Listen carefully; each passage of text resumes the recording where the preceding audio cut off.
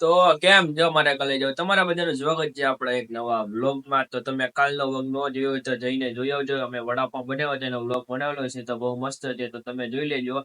ને આ વ્લોગમાં તમે થંબનેલ જોઈને તો ખબર પડી ગઈ છે કે આપણે શું કરવાનું. તો આપણે આજે કરવાના છે આપણે ઘરની સાફ સફાઈ. તો હાલો હવે આપણે કહીએ કે આપણા ઘરની સાફ સફાઈ.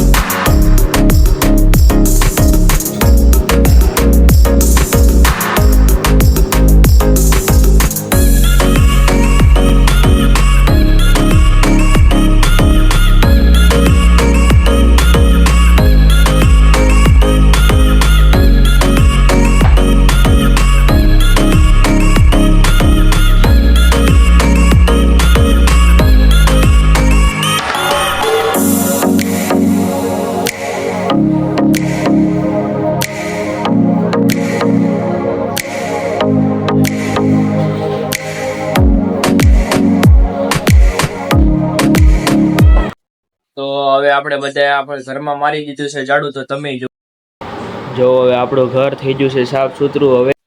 હવે મિત્રો આપણે કરવાના છે આપણા પલંગને સાફ, કેમ કે હવે એમાં આપણે કોઈને એવું કાઢવી એટલે થોડોક થોડો કચરો પડ્યો જોઈએ આપણે મગમાંથી એમાંથી ખર્યો. એટલે હવે આપણે જો કરવાનું છે હવે આ હરખું.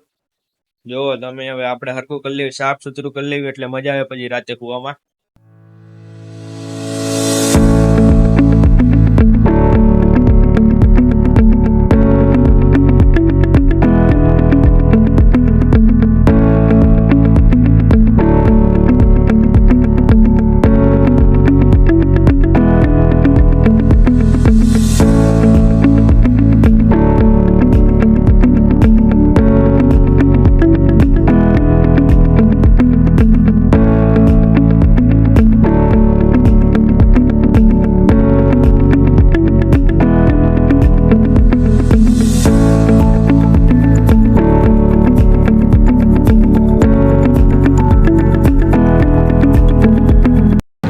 હવે આપણે આપણો પલંગ કરી લીધો છે સાફ. જુઓ તમે હરખો થઈ ગયો છે.